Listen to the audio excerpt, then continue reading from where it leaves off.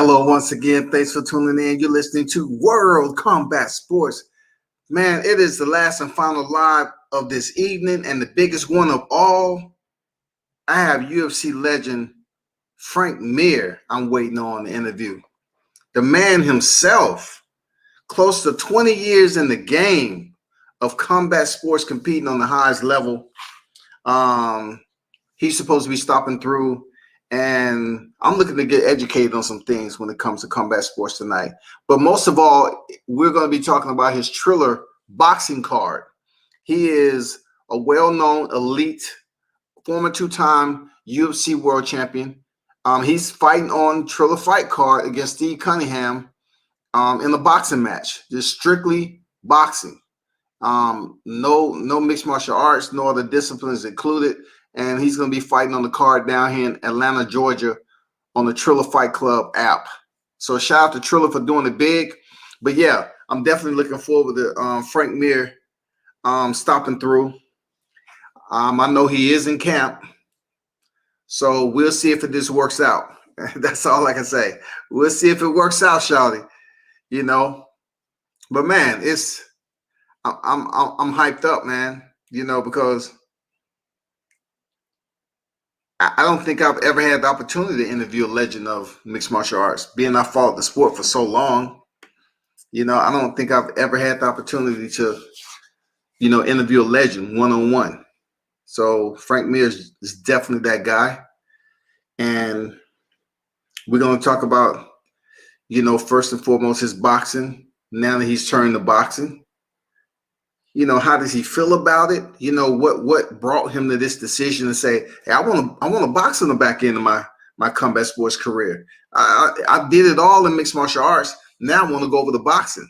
So especially, you know, being in the heavyweight class, you know, going in there with a pure boxer, a former IBF cruiserweight champion, Steve Cunningham. So we'll see how this plays out, y'all. But yes, I'm looking forward to speaking to the champ. If he indeed arrives. But in the meanwhile, can y'all do me a favor and smash the like button? You know what I'm saying? Just give some courtesy. Just take your fingertip out, look at it, and just, you know, just touch that like button with the mice. Just put the mice, boom, click it. That's all you have to do. That's it. That's it. You feel me? But I know it's been a busy day, but that's a good thing, man, because it's a lot that's going on. You know, so much boxing going on. For those of you, as I mentioned earlier, like I told you, just be patient. Deontay was going to speak. That's basically what I was talking about, man. You know, check him out. He did speak to a podcast that's out there. I'm not going to get too deep into it because I'm waiting on Frank Mir to show up. But check him out. For those of you that was waiting for him to speak up and talk and all that, just check him out so you can be appeased, satisfied, relaxed. You know what I'm saying? Content. Andrew Charles in the building. What's good? Salute WCS. I see you out in the trenches putting in work. I appreciate you, bro. That's what I try to do. That's what I try to do, man. You know, I try to go out here and get the shots. You know, it was a grand time out there. And look, that I was in the motherfucker. I'm gonna tell you. That was the land of chaos that night.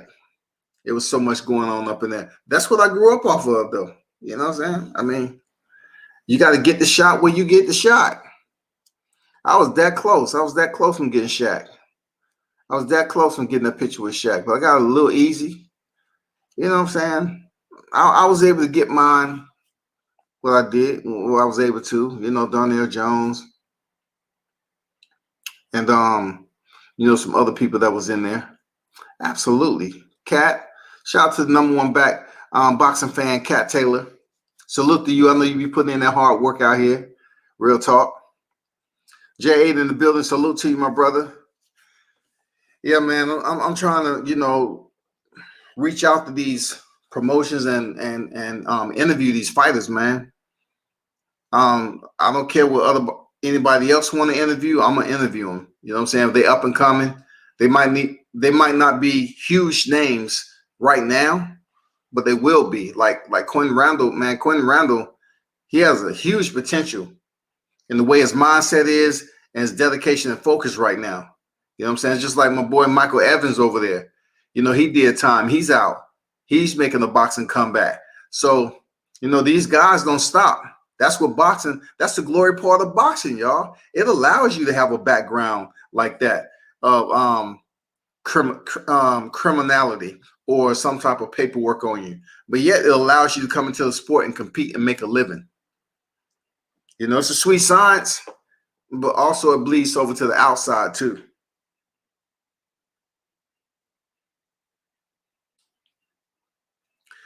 So I'm gonna see if I'm gonna actually get this opportunity to interview the one and only Frank Mir, former two-time UFC heavyweight champion.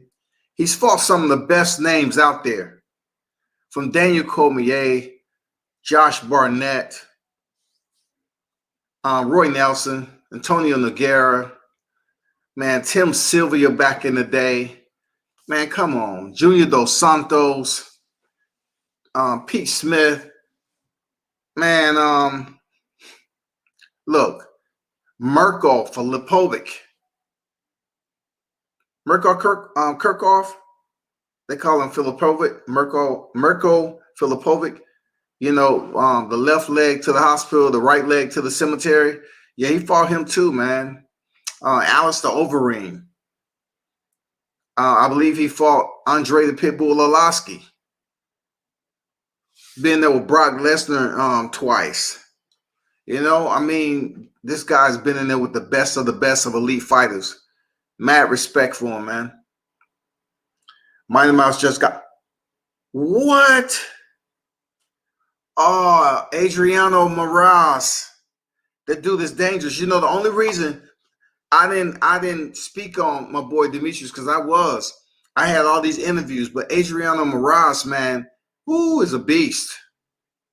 Is a beast. If y'all know what Tone Brown talking about, y'all need to check this guy out over One Championship. Adriano Moraes. He's a beast. Dang, he knocked out my boy Demetrius. Dang. Bruce, what's good? Salute to you. I'm just waiting. It's a waiting game. And I have some more interviews coming, man. I have the millionaire that's going to be on the fight card too. He's going in there against another multimillionaire. They have a crazy how they actually met and how it all went down in one of them's country. It got physical. So they decided to take it to the ring. But they're both well-accomplished individuals in life, multi-millionaires over. They're going to be on the fight card. I'm going to be interviewing one of them tomorrow at 1 o'clock. What's the other one? I'm still waiting on the other person, but let's see if Regis Prograis, he's fighting the card. See if I can talk to him.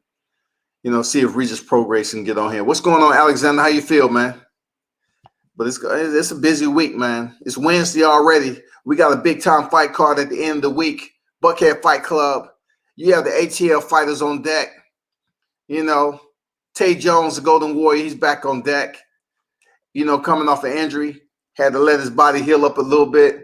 He's gonna be very eager to get back in the square. You know what I'm saying? Team Bomb Squad. Also, Brian Norman, the Assassin Man. He always in shape. He's just coming off Showbox win, and he's stepping in to grace the square locally here in the region. So I can't wait to see Brian actually fight. You know what I'm saying? I've seen him spar Tank Davis 2 days. Now I get to see him fight in person for the first time. You know what I'm saying? So, yeah, you know I'm stoked about that. You know I'm feeling good about that. And, you know, being that I covered a fight with the promoter already, I already covered his fight. So I talked to him on the phone. We good. We got Eric Moon that's going to be in the building. If you don't remember, Eric Moon was the one who fought Eric Belonga. Eric Belonga stopped him in the first round, but Eric Moon, you know, he still has some fight in him, and he's going to be fighting on the regional card down here. And it's going to be some other fights. I forgot the female name, but I'm pretty sure I interview her once I get in there. But yeah, man, I was a little bit outside my element with the music. I was just going off what I actually knew, but some of what I didn't know, they told me. But it was a fun time. They basically told us to go inside. I said, no, I'm standing out here on the red carpet. So I was able to pick up some more interviews of people coming on the red carpet. I haven't even posted all my interviews yet. I was the only one on the red carpet. The red carpet was still lit up. I'm the only one out there with my camera and people coming in. And I was being tested. I was like, shit, who is this? He say, who is this? The man himself has arrived. Hold up for a second. First and foremost, I have the one and only. I want to say it's an honor. I usually say it's a pleasure, but it's an honor to be speaking to a legend in the game in combat sports. Mr. Frank Mir in the building. How you feeling? I'm doing well, man. Thank you so much. Yeah, I thank you for dropping through, man. You know, this is a big Triller fight card that's coming on, and we're going to get to your mixed martial arts credentials later on. But, you know, this Triller Fight Club, you know, what made you want to start boxing right now, Frank Mir, being that you've accomplished so much in your mixed martial arts career? Well, because I'm a martial artist, I like pushing myself, and I feel that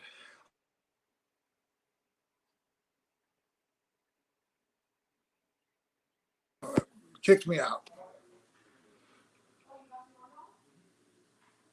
Sorry, you all right? Can you hear me? I can hear you now. It did go out periodically, but I can hear you now. Yeah. Sorry, someone tried calling in. Hey, Zach, can you come here? Sorry, guys. Just my house nonstop.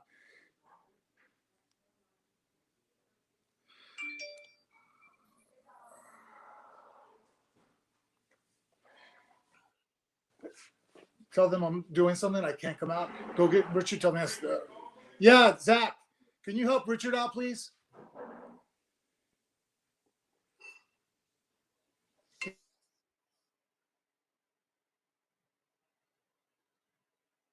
All right, man. Zach's gonna have to help you. Hold on. There you go. All right, I'm good. Talk to him. Hello. So, anyways, basically, I looked at it as basically an athlete that, you know, a martial artist, right? You compete in all these different events combined to be a martial artist. So, I always use that I relate to myself as a decathlete. So I feel that as a decathlete, you know, if you want to be a better sprinter to increase your sprinting, well, sign up for a sprinting event. If you're, by doing so, it enables you to push yourself harder in that particular discipline. Sometimes just going to the gym and practicing or training sparring. Obviously, there's a much more seriousness and a much more in-depth approach when you actually have a fight scheduled. Hey, you know, I always like to hear you break things down, articulate, you know, the entire process. And I'm pretty sure you are a damn good BJJ instructor, because I've heard you break down certain areas of mixed martial arts before, and you know, you sound just like a professor. But you're in the boxing sport right now. You're in the game where you are basically using both of your hands. You're not able to use any type of grappling or kicking. So do you believe that Stephen Cunningham, being the boxer, he will have a huge advantage over you, or do you think it'll be pretty much even with the experience you have in mixed martial arts? No, I feel that Steve's gonna have a huge advantage. He has, you know, almost 40 fights in boxing professionally and a lot more amateur. So as far as his ring experience, it would be silly for me to discredit that, for me to sit there and say that's not going to have a huge impact. He's actually boxed, you know, at a very high level, been a world champion. I mean, hell, he's the guy who's knocked down Tyson Fury in a fight. The guy's credentials completely dwarf mine when it comes to boxing. So I basically have to bring in that I'm still a good strategist, and this is still combat, and what tools I have, and know that what he's bringing to the table, and know that, well, you know, I've been getting in shape longer than he has for the fight. So hopefully I can push that issue and drive hard and make it very busy. And if I can, you know, even a very skillful fighter, if they get tired or once they get fatigued, make mistakes, technique starts to diminish. Is it a plus or minus with mixed martial artists being able to box better on the inside, being that you all have to grab and lock up all the time and fight on the inside? Do you think you have the advantage on the inside if it comes to that? Well, I think when it comes to the wrestling aspect, the clinch, right? We're going to move on each other. I've noticed when I've gone with the guys that are professional boxers that have sparred with me, when I clinch with them, all of them tell me afterwards, like, man, when I'm on the outside moving around, I can, like, I'm good. And when you start putting hands on me and you're laying on me and you're driving your weight into my chest, they're like, that's just a different kind of fatigue. I'm not used to boxers doing that to me. And so I plan on trying to use that to my advantage that, hey, I'm used to grappling and being able to still throw punches. That's what MMA, what we have to do. The first time someone feels that, it's kind of shocking because it's hard to prepare yourself for having that kind of pump with your arms and then be loose and wild and throw punches. How did they find Frank Mir? I mean, your manager. How did they find Frank Mir? Malky just, he's in contact with a lot of people, first round management, Kawa and his brother Abe, smart guys that know a lot of guys. And so, the opportunity arose that they were looking for MMA guys willing to jump into boxing. Because, I mean, let's face it, this isn't a clear, apples to apples type situation. A lot of people, they keep asking me, do you feel that you're representing MMA to jump over into boxing? I'm like, well, no, I'm fighting a boxer in a boxing match. If I look good and go out there and have a good performance, that's a victory for me. Because if we switch roles right now and all the boxers, the next night we go, hey guys, this is all fun. Let's go ahead now. We're going to do an MMA fight. It'd be Jake Paul versus Askren, an MMA fight. Steve Cunningham versus Frank Mir in an MMA fight. Do you think either of those fights would go past the first round? Nope. Not even close. And the fact that as MMA guys, we're willing to put ourselves out there and practice, it just makes us better. We're just trying to make ourselves greater warriors and better fighters. Absolutely. I totally agree. I mean, if any fighter was coming over here, I felt that you're built for this. You've basically been in the sport. You was with the UFC for 16 years, Frank. One of the longest fighters ever to have tenure in the UFC for that long. And I think you're just short of your 20 years in the sport of competing, right? About 20 years? Yeah, I turned pro. My first pro fight was in 2001 June. So yeah, 01. So yeah, this coming June or July, whenever my first fight was, I forgot now. I'll be 20 years professional fighter. Did anybody ever give you a nickname, Frank, like the Bone Collector? You know what? My friends are kind of messing with me on a little bit. And I actually kind of like, because usually most of them, I'm like, they're like, hey man, you're like the professor. Every time we start talking to you about stuff, you understand things on a level that a lot of other fighters really don't. So that one I've been kind of a little bit more leaning towards. But do you have a good one? No, I was basically speaking about your submission game. I consider you to be, look, out of all the fighters that I know, you can break down. I always consider you to be the professor, how you break things down and all that. It just wasn't enough time to listen to you while you was in front of the camera. You know what I'm saying? But you would explain to us what just happened. Like, I want to always know, when you was in there with Pete Smith, right? What is a shoulder lock? What exactly is a shoulder lock? Well, basically, all locks are whenever you use a lever, a fulcrum, and a base to put manipulation on a joint.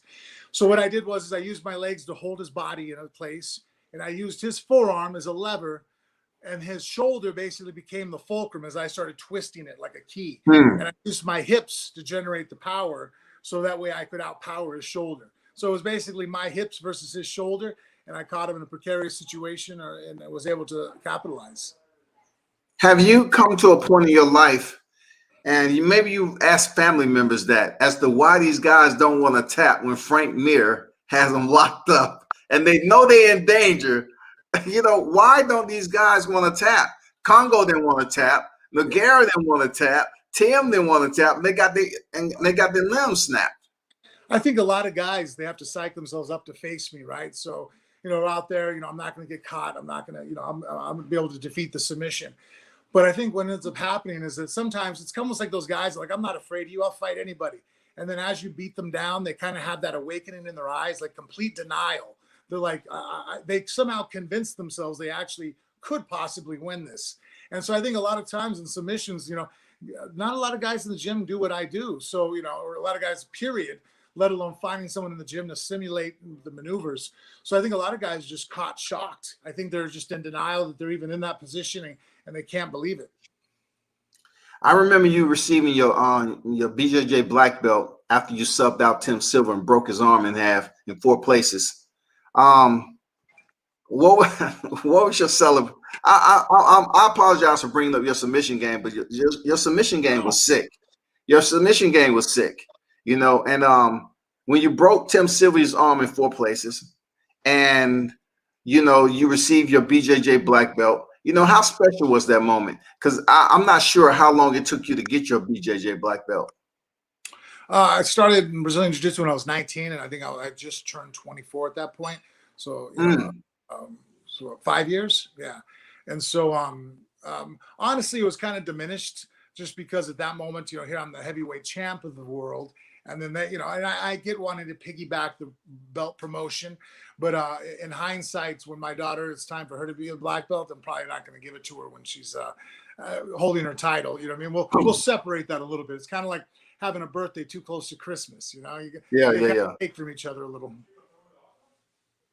I got you. Hey, at that moment, I wanted to ask you about one more submission in the UFC when Brock Lesnar had you stacked, right? Everybody was waiting for Brock Lesnar to come into the UFC. You know, big Brock Lesnar. And, you know, he had dropped you with some punches and he had you stacked pretty good in your guard. But I'm like, God damn, it's only a matter of time. It's only a matter of time. And he just tried to just nonchalantly walk away from Frank Mir. And you grabbed the hold from that ankle and he ended up being in a knee bar. Did you want to snap his leg in half, or that's just the expression on your face? No, I was driving in because, in my mind, when we lock up a submission, I'm going to apply pressure until I get a reaction, as far as whether I break your limb or you go to sleep. Now, if the referee jumps in and says stop, I'm more than happy to stop and end it because I don't want to, maim another warrior. But in that fight, I was actually looking for the referee because if you watch, I straighten out his leg and I can feel him tapping. Now, if you start to tap, I won't apply more pressure because you're committing uncle, right? But because of the way the rules work in the MMA, if I let go and the referee didn't see the tap, all of a sudden it doesn't count. So I've always made myself wait until the referee touches me. Like, you give me physical confirmation that you know that the fight's over with, and I'll stop. But I just don't increase pressure. Like, once I have you, there's no reason to try to hurt you. But I'll just kind of hold it to make sure that, okay, I'm not going to hurt you, but I'm going to not let go until the referee comes in. So, and actually, I felt Brock, because he was tapping extremely hard and fast. I felt the taps, and I didn't feel a referee stopping me. And then I felt a few more taps, and I still don't. So then you see me actually, if you watch the film, you see me start to look around to find out where the referee was. Like, hey man, what's going on? And by that time, I believe it was Steve Mazzagatti came in, stopped the fight, and declared me the winner. Absolutely outstanding. You know, I've always been wanting to hear your assessment on that because it was so much hype behind Brock Lesnar being as big as you are, but man, you subbed him out and taught him a lesson. When you're around an octopus like Frank Mir, you don't just nonchalantly try to walk away from it and think you're going and reset in the center of the square. I mean, in the cage, it just don't happen like that. But I want to get back to your training aspect. I know you had a lot of injuries in your career. So are you healthy right now? Are you good? Because you're training boxing. It's a little less intensive than taking strikes to the lower extremities and everything. You know, you healthy? You good? Yeah, actually, boxing training is a lot less painful than MMA training.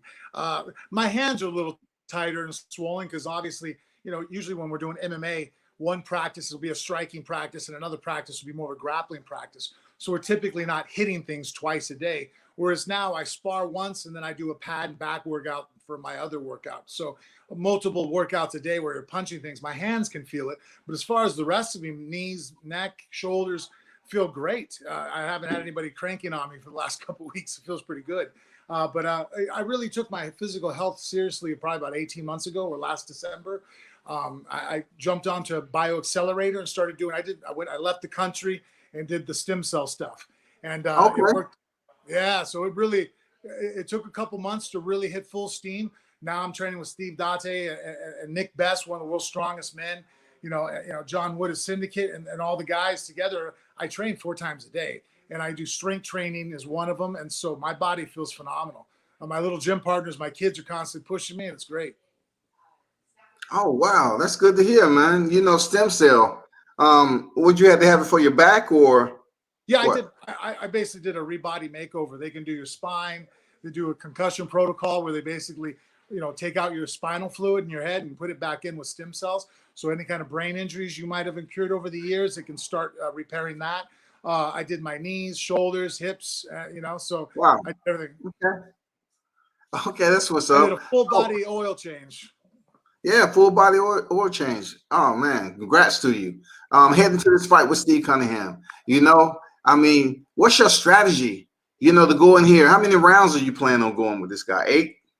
Oh no, it's a 6-round fight. That was actually one of the things that gave me purely on my choice. And hats off to Cunningham and his wife, his manager. When they first took the fight, Peter the matchmaker came over and goes, "Hey, I realize now that Cunningham is not a 50 some odd Tarver. This is going to be a little bit more difficult of a fight."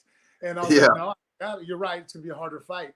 He goes, "Okay, that being said, do you want to change the gloves? We can make them bigger. We can shorten the rounds. We can shorten the length, the amount of rounds." So I told him, no, I like the gloves. I mean, hell, they're 2.5 times bigger than what I'm used to. So they're 10 ounces still feel like pillows to me. And then I said, if you change the rounds, then all of a sudden now it doesn't be, now I don't know if that stays a professional boxing match. Now it becomes an exhibition or something, where you're wearing headgear or something. I didn't want to mess with any of that. So I was like, well, yeah, let me go 6 rounds instead of going 10 originally with Tarver, because with Tarver, I felt that even though they might have thought that was an advantage, I knew the kind of shape I'm in. I'm like, look, I know that you didn't train like I trained. It's going to be a disadvantage for you to go in deep waters with me.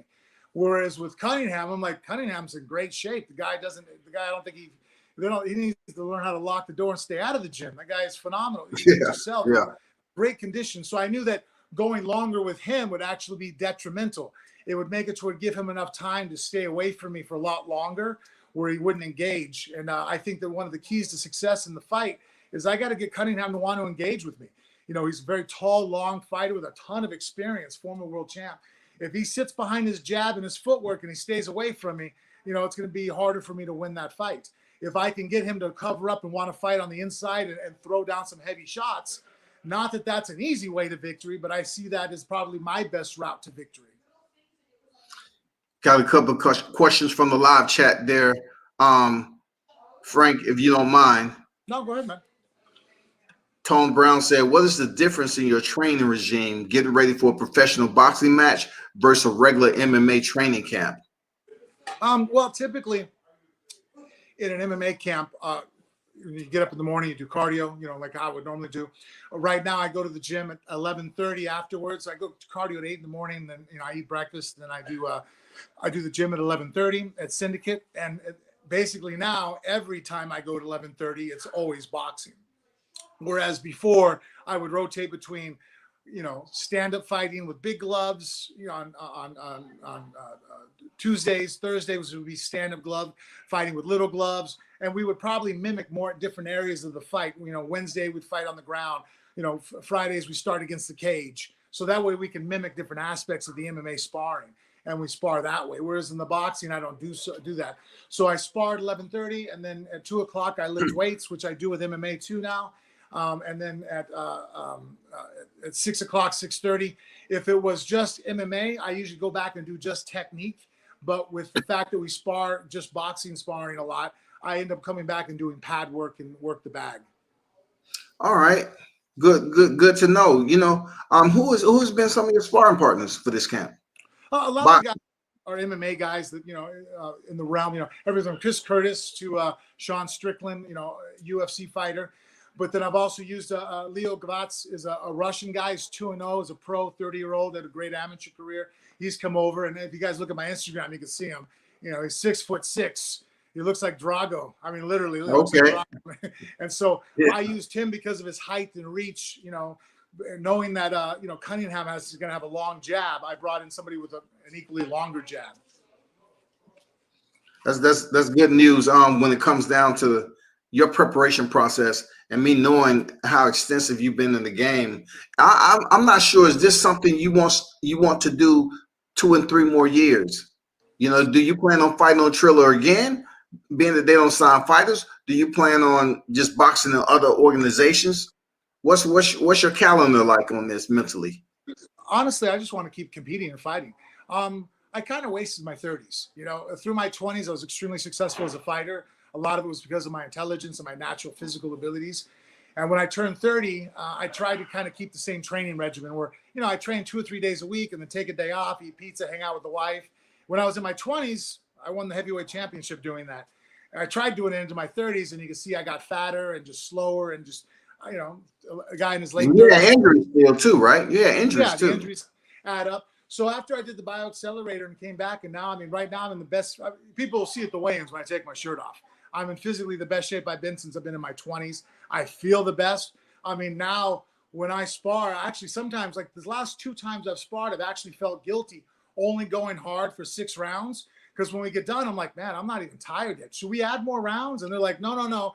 Just go more intense during the round if you can. But I'm like, okay. But I feel like I can go hit pads now for another 6 rounds. Or I can do this. Like I'm in the ring shadow boxing. I never used to do stuff like that. But right now I'm almost like, I understand now what peaking really feels like, where I just can't get out of my own way right now. I'm just unbelievably feeling good. Dang, that's awesome, man. Because I remember going through your injuries with you. Because I was waiting on you to come back to the cage. Yeah. I was like, man, he's out of this fight. He was out of that fight. But when you finally returned to the ring, you gave us entertainment, man. Thank you. And speaking you face to face, man, I respect everything that you have contributed to, combat sports in general as growing it. You know what I'm saying? You was an intricate part of history.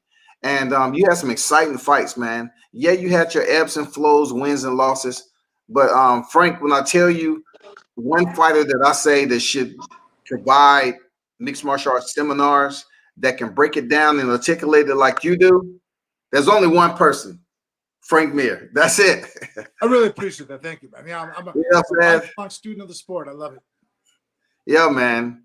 So I look forward to, I probably won't see you when you're down here. I know they're going to have y'all, I guess, in quarantine. I'm not sure. Yeah, this COVID's made this a weird fight as far as all the things around it. So. Yes, I think it's going to be without a crowd. It's just going to be gold ticket holders, individuals who won the lottery or something with these tickets.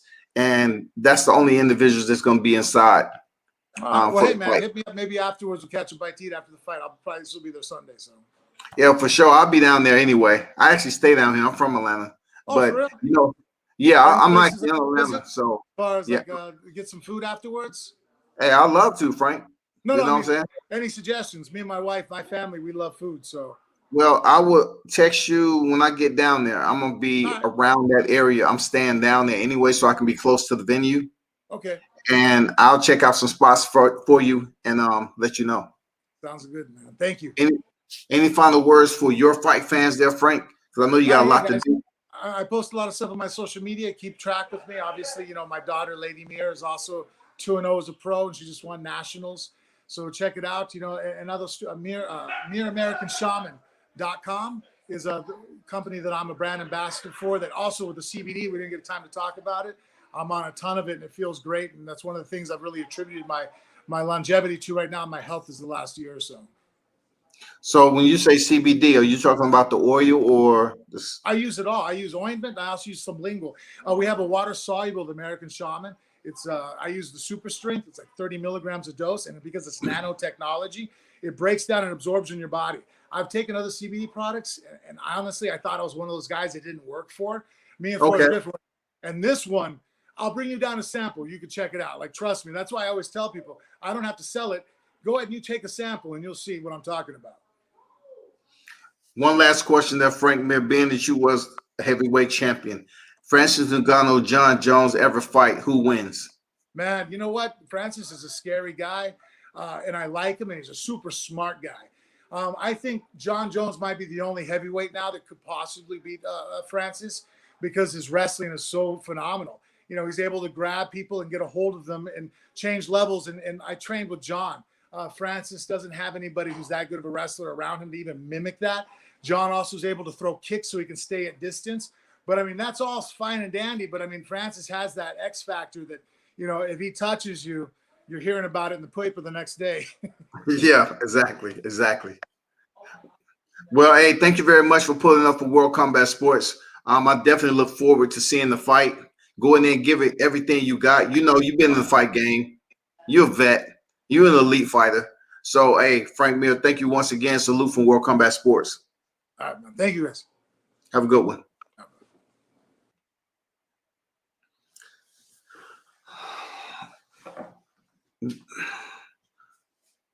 Jay say Brock was off the juice, though he just mauled Frank, but it didn't work.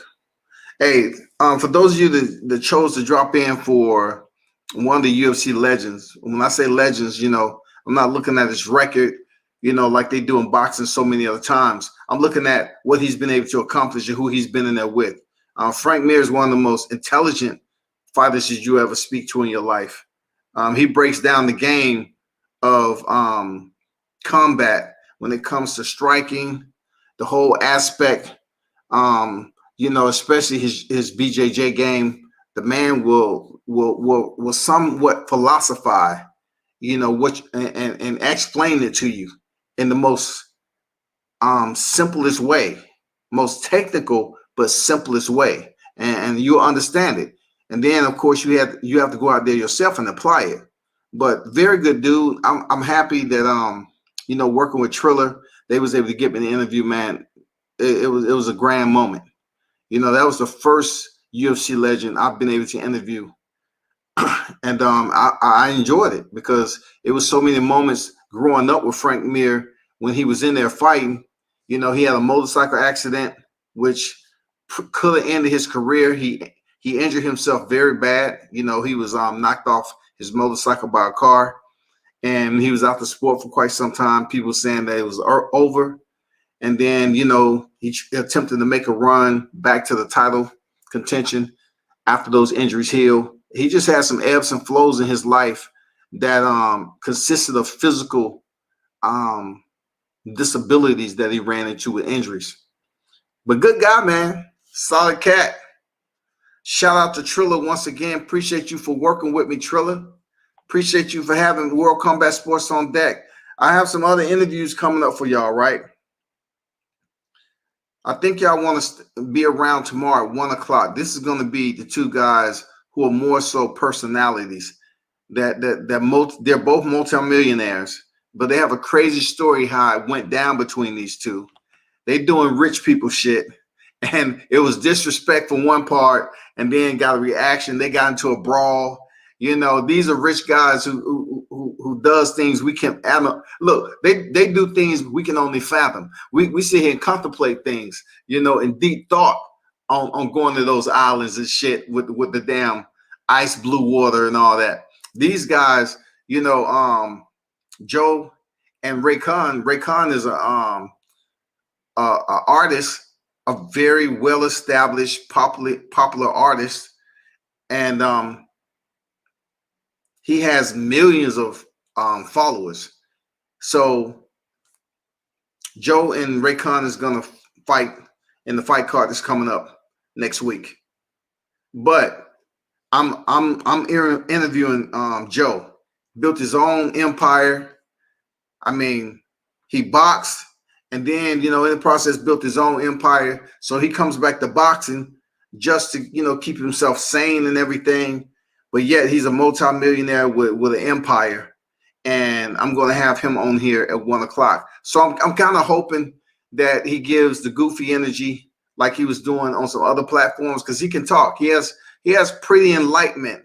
You know what I'm saying? It's pretty funny type of conversation that he has. Especially when he tells a story about his opposition. On what they had rich people shit going on. They had rich people cock blocking going on. You know what I'm saying? Like shit, women in there that they can only afford. So, but I hope he tells the story because it's quite humorous. And yeah, stay tuned this weekend. Once again, I'm going to bring you some interviews from some local fighters you may know that's fighting down here in Buckhead Fight Club. Like I told you before, most of the time when boxing starts, I try to get on him where I can. You might see him. You might see me most of the time now. I might be doing it from a vehicle, or I might be doing it from on site or whatever. But yeah, I'm back in the field, man, and I'll try to get on here as much as possible when I'm close to the PC. You feel me? But I absolutely appreciate the ones who pulled up. Tone Brown, Andrew Charles, J8, D Hodges, Alexander, King Mitch, you know what I'm saying? 13, it's good. Sir Ken in the building. Salute to you. Bruce, what's good? I gotta read Sir Ken's World Combat Sports. Salute to the wrenches and salute to the chat. Smash the like button. I gotta read it and I gotta leave it up there. You know what I'm saying? We gotta respect Sir Ken putting a stamp of approval, you know, in the chat, man, for the supporters. But in closing, though,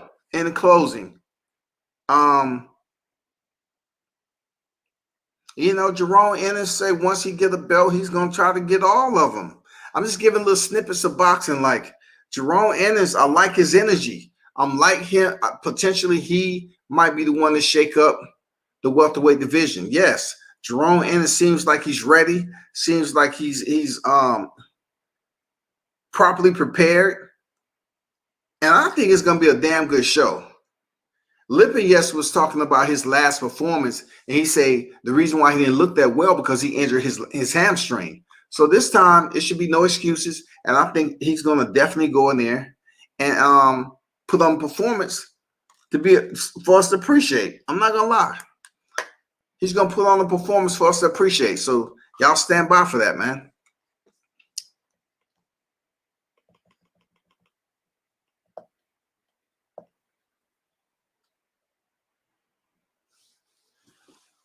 If it's the one that you think I'm talking about, this is all a work in progress, if that answers your question. So, of course, I'm going to let you know. You know, if it is, I'll just drop you a message on IG. Of course, I'm trying to. Of course. You know what I'm saying? Of course, I'm trying to be at that one. But I'm just putting in work, man, for the promotion right now. You know, we had a conversation. Once again, shout out to Triller Fight Club. Man, I truly appreciate you allow me to interview your fighters. I don't see no other people up here requesting to interview the fighters. You got to get in where you fit in. You have to do some groundwork. So I don't have no problem doing groundwork on this. You know what I'm saying? It's groundwork. You got to hear the passion to do this shit. You know, Andrew Charles, I appreciate the donation, my brother. Real talk. Salute to you. He said, keep putting in work. I appreciate the content. No doubt, my brother, for sure. I think anyone want to, you know, as I always put up here, if any one of y'all want to donate to the channel, there go the Cash App right there. It is hard work, and I am constantly on the move. Believe it or not, no cap, people have been hitting me up like crazy, man. Like, you know, not just doing videography with pictures. When people see pictures, they really want you to come.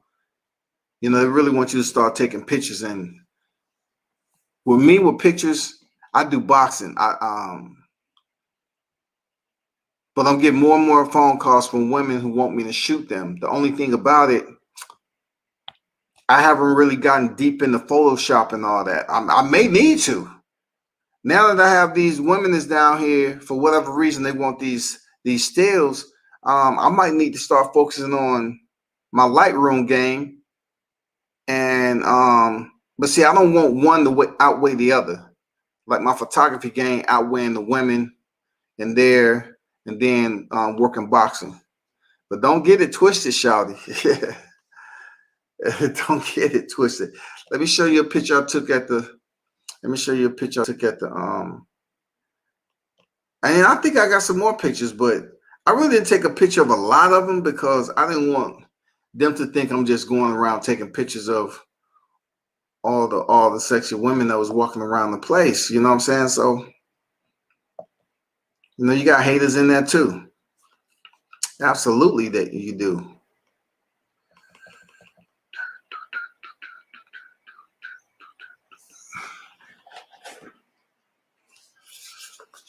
I'm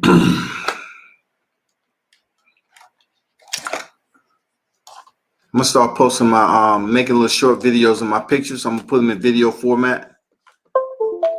I'm putting in video format so people can start seeing some of my videography work along with my photography work. I just want y'all to know how much I actually like these women right here. I was able to get them while they was all at the bar waiting to get that drink on. You know what I'm saying? That was one of my better pictures I took, because all of them was just absolutely on point. Really. I mean, super duper fine. But anyway, I'm not going to put too many of them out there because I don't want anybody to take it the wrong way or whatever.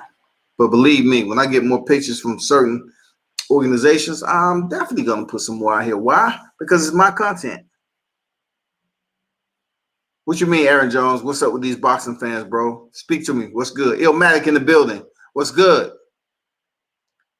But once again, appreciate Andrew Charles for the donation. Appreciate you, my brother.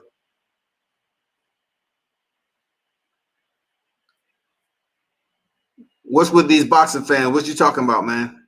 They still talking about Deontay Wilder over there because they have a twinge in their side. You know, they have a hernia. Screaming and yelling about him being freaking unable. They have a video. I'm not sure if y'all seen the video. Let me tell you all. Y'all need to go look at this video.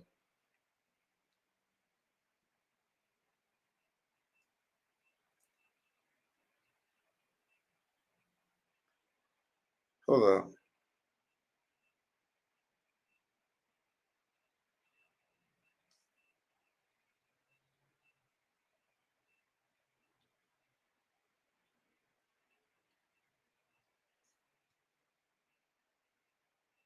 So go check out.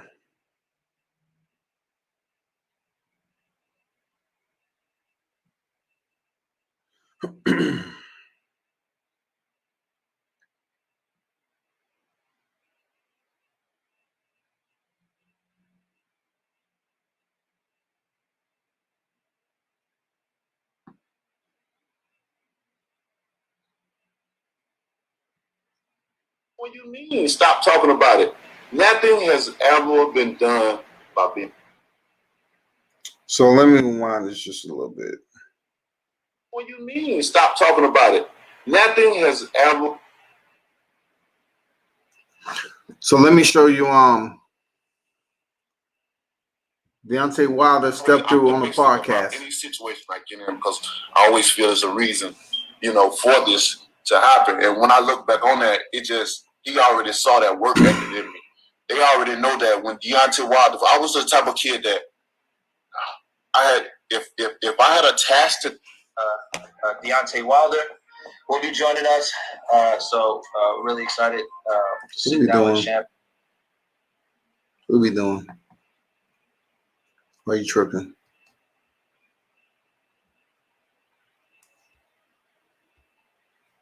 All of a sudden. Hey, anyway. But y'all, check me out tomorrow, 1 o'clock. Your voice it means so much to a lot of people. I don't know how do you feel about like that But see, I'm trying that to legacy. Hold up.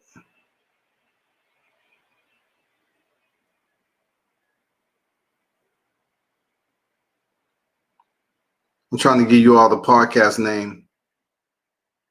We Might Need Counseling.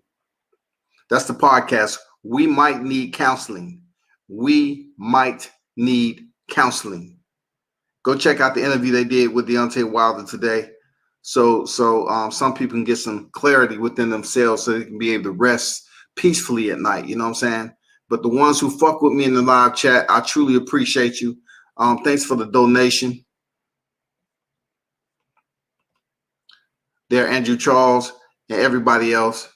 Until then, I definitely have to step out here and get ready to study up on some stuff. Turn up and tune in to World Combat Sports.